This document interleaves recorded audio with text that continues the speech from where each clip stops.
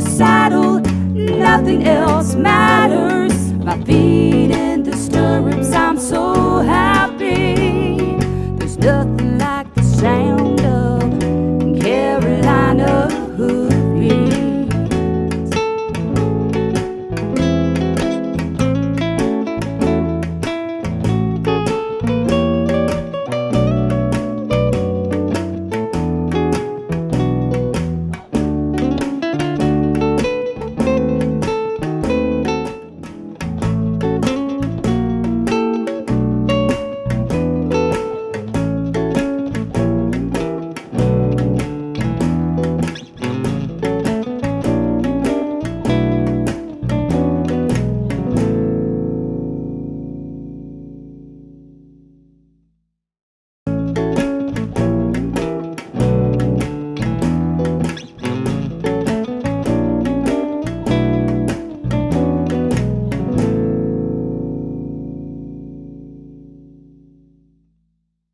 We're here today at Jesse Chase Performance Horses in Wendell, North Carolina, and this is Jesse Chase and his fiancée Lee Carey.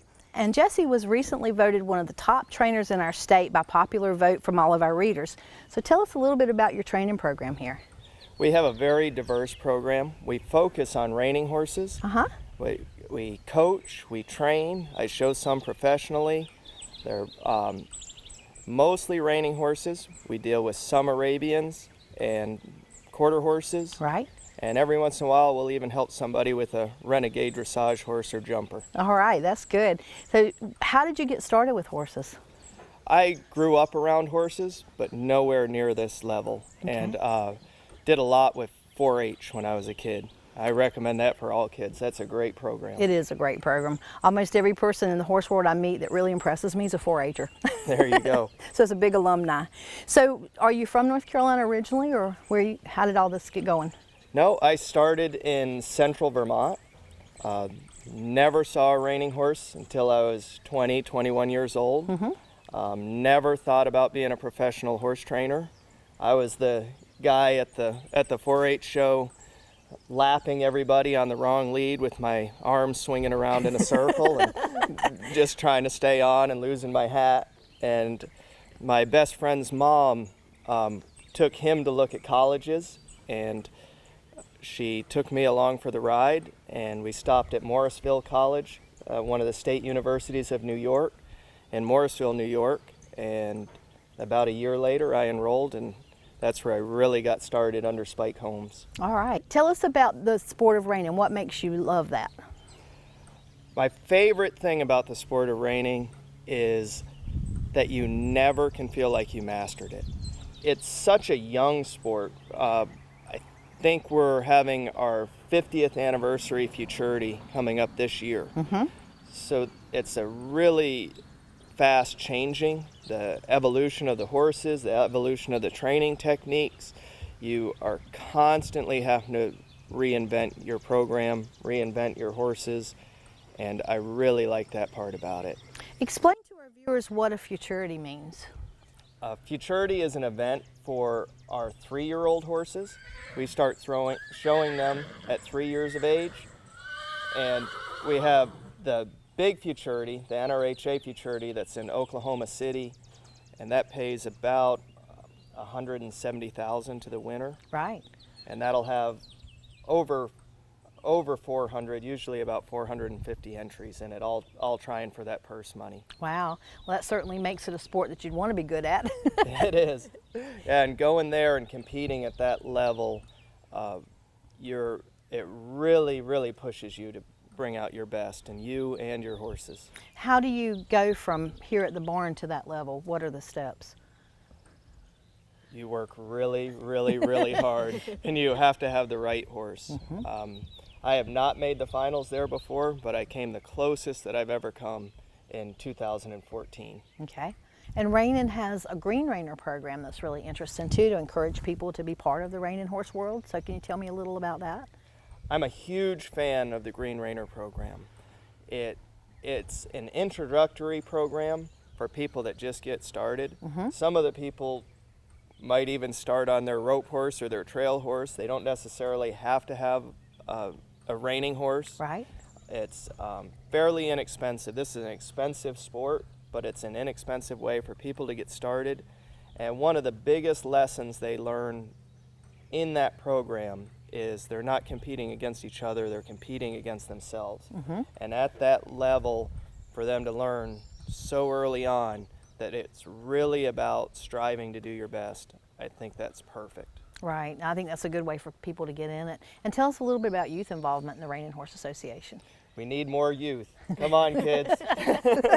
We need more youth. I know you guys have classes for kids. Absolutely. There's even youth futurity classes. There's youth starts with short stirrup, which is 10 and under. They do, there's 2 patterns that they have, and it's an abbreviated pattern, and they're allowed to grab the horn if they want to. It's probably our most watched class of the whole show. Right. You'll hear more cheering for those little kids than anything else. And then we have 13 and under classes, 14 to 18, and rookie youth. Okay. For the ones that with less experience. Well, that's really nice. There certainly would be a place for most any kid to fit in. Absolutely, and they're welcome to show in the Green Rainer classes as well. My oldest son shows Green Rainer right now. Okay, that's good.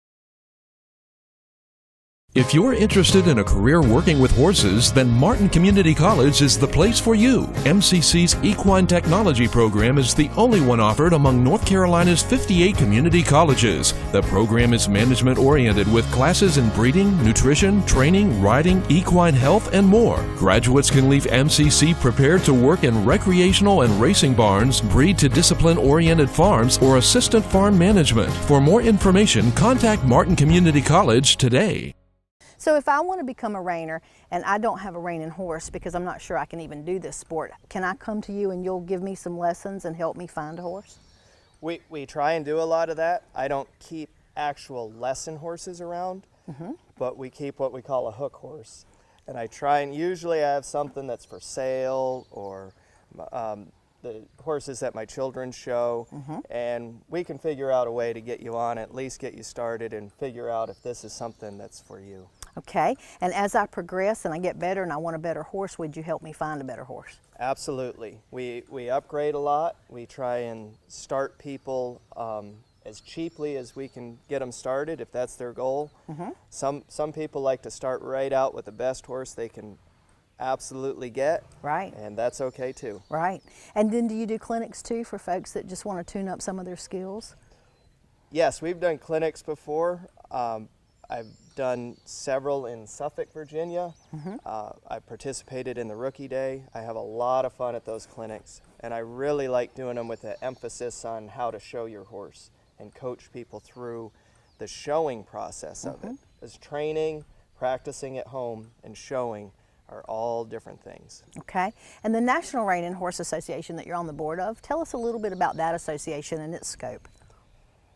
The National Reining Horse Association, or NRHA, is a worldwide organization. We just got an affiliate in Uruguay. Wow. It's all over the world. We've got Mexico, a ton in Europe. It's really an excellent growing organization. We're under new leadership. We just got a new commissioner of reining, and he's a wonderful guy, Gary Carpenter. And really excited about the direction that the National Association's going. Now traditionally when I think of a reining horse, I think of a quarter horse, which obviously you train and show and sell, but you do Arabian. So tell us a little bit about the Arabian world in the reining. I do. The Arabian world, I enjoy as well. The Arabians are not typically competitive against the quarter horses. They have some really good events that you can win a lot of money. There's some prestige in winning those events. I think the biggest thing I enjoy about it is we're all on the same level.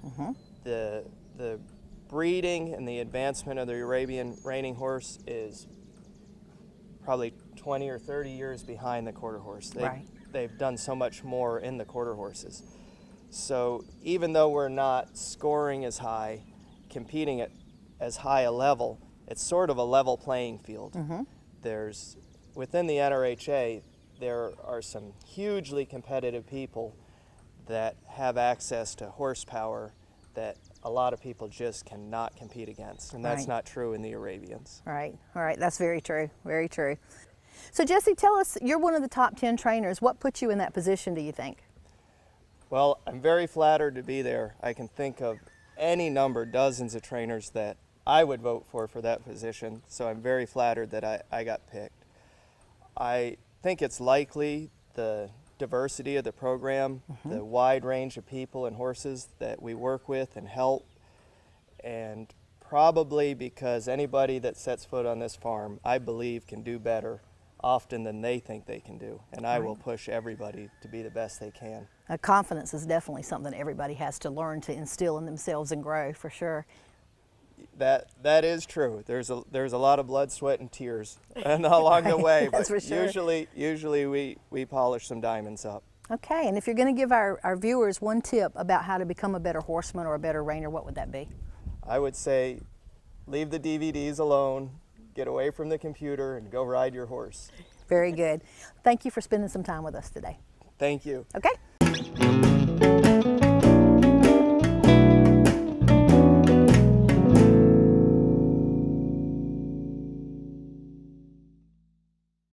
My name is Scott Brookins, and I am the owner of Brookins Construction and MD Barn Master of the Carolinas.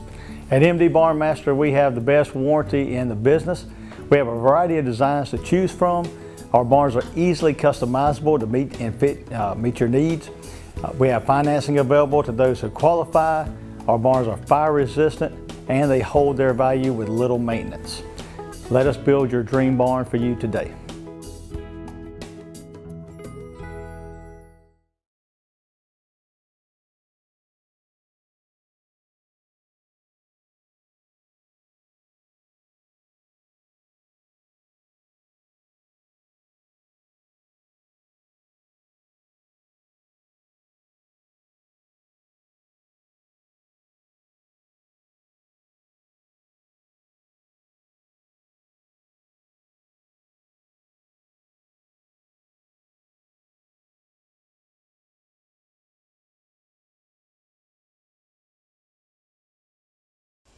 I'm so excited because we're here in Apex today at Robert Bergmueller's house, and Robert is a master leather carver. So if you guys appreciate fine craftsmanship as much as I do, I think you're going to really enjoy this segment.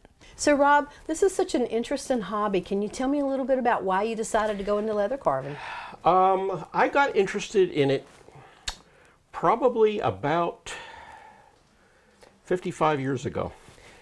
An uncle of mine sent me as a birthday gift a carved holster that was on a bolo. And Wow. I thought that was the neatest looking thing, even as a kid. Yeah. And had an idea sometime along the line to maybe make one myself. I've yet to make one. And then when I started dating Linda, her dad was into leather carving, and he turns out some nice stuff. And just, again, seeing that and remembering that holster reminded me to get involved with it. And I started on that with that interest in mind about 30 years ago. So do you sell your work and do you do shows and competitions? Tell us a little bit about that. Most of my sales is word of mouth. I just tried one competition once, and that was it. And the majority of my work, like I said, is word of mouth, or our best customers are relatives because we give it to them. We give them gifts as Christmas presents. Sure. So that's one outlet that I have. Right. Well, looking at your work over here, let me grab a piece. This is just gorgeous. Can you tell us a little bit about the story with this one? Okay. This is a saddle fender that I did for a competition about 7 years ago. And the way that competitions work is generally they will tell you, here's what we want you to carve, and leave the design many times up to the craftsperson. In this competition, they wanted everybody to carve the same design. So after I entered, they sent me a pattern. Right. And the pattern is what I used, what I was having to use in order to create the design, which we would all be judged against. Right. Okay. Well, that's beautiful, and it looks exactly the same. You did such a great job. And then we have this beautiful holster that you did. And this is a very classic pattern. Can you tell us about this? This holster is a high rise for a 45. And it's done in a traditional basket weave. Right. You'll see a lot of that on old police equipment. And it's just something that has lasted the test of time. Okay. Okay. People see this pattern and it looks rather ornate. It's all done with one stamp, Wow. except the border. That's really gorgeous. Can you show us a little bit about how you do leather carving? Sure. Okay. Sure. So traditionally, when you do a carving, the leather has to be dampened, and you want the dryness in the leather to almost come back to its natural color. And what I do for that is I'll immerse the leather in water and then let it almost dry out. And when you can feel it and it still feels cool, but it's not saturated, that's the right time to start working on your project. Okay.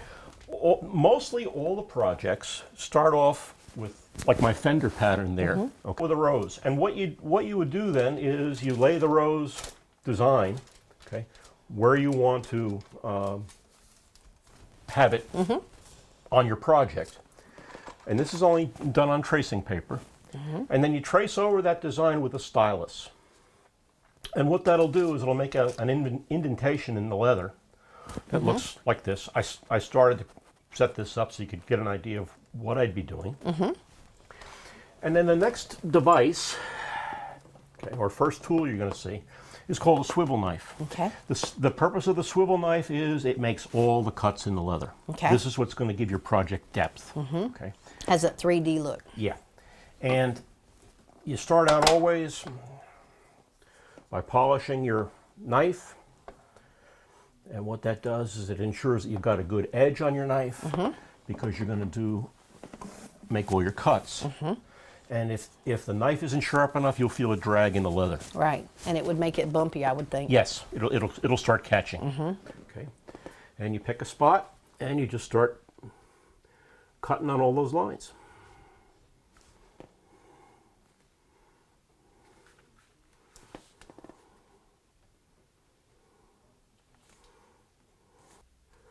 And one of the hardest things to learn in this craft is how to manipulate a swivel knife. And on the average, how long does something like this kind of a cover take from start to finish? Because this is Something like this, not too complicated to design. something like this, probably 45 minutes, maybe. Okay. Like the saddlebags, though, like I mentioned, were 80 hours. Right. Okay. Right. We'll show them to you guys in just a second because they are fabulous.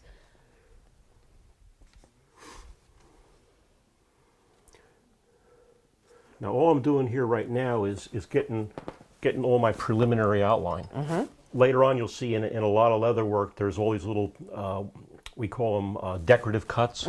They get added in at the end. Right. Okay. So now I'm done with the swivel knife for a while. Okay. Now we're going to go ahead and give this thing some more depth. And for that, we use a beveler tool. It looks like a little triangle here. Okay. And we're going to outline everything. And this is the time-consuming part. Right. And if you don't bevel smoothly, it looks choppy. Right.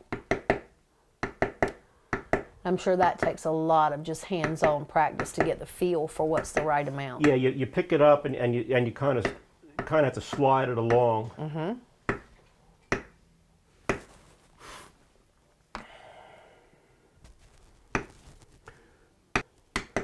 But this is what's going to give your piece depth.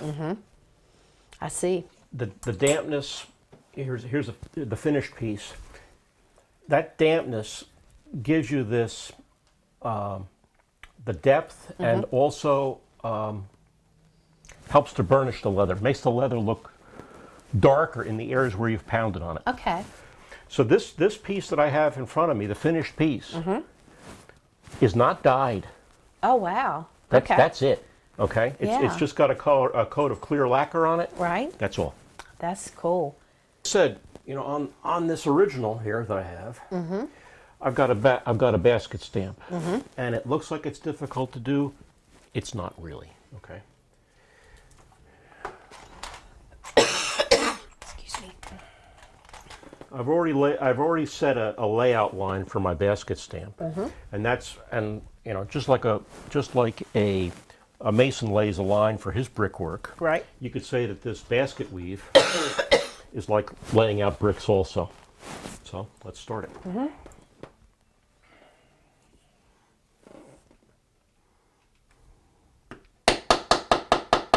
And I'm just going to lay this out above and below the line.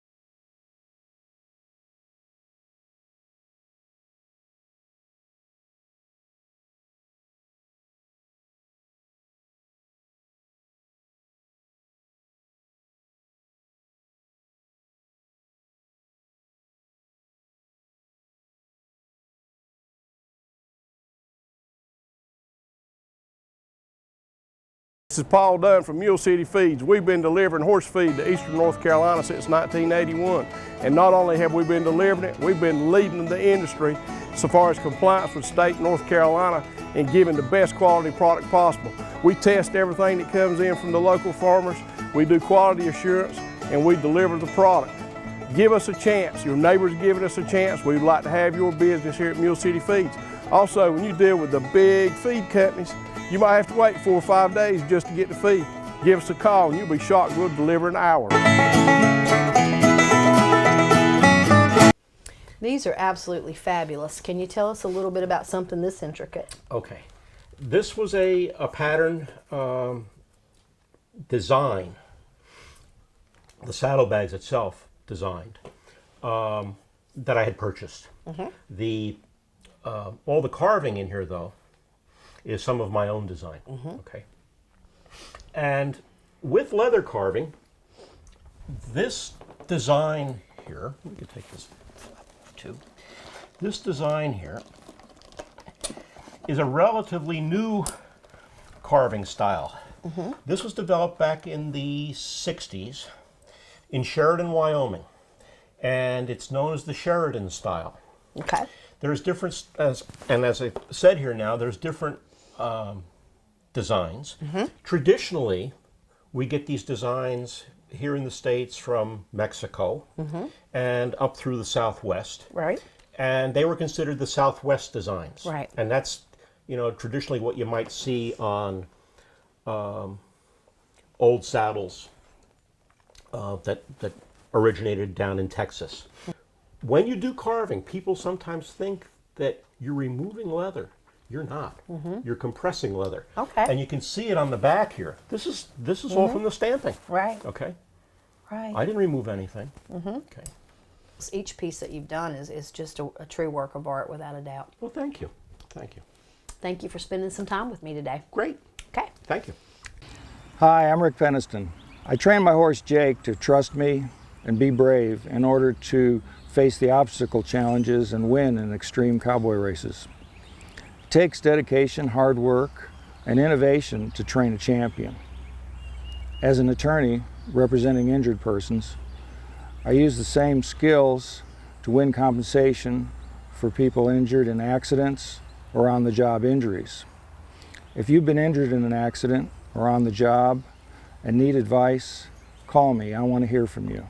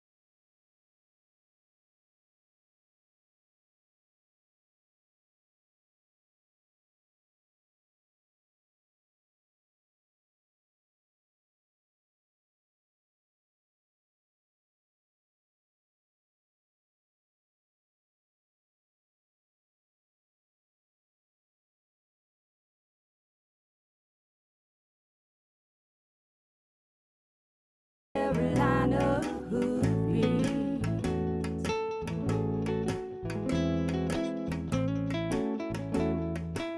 And also by Carolina Hoofbeats Magazine, a free publication about the horse industry in North Carolina.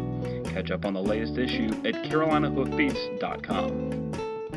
And also by Southeast Equine Magazine, a free publication about the horse industry in the southern United States.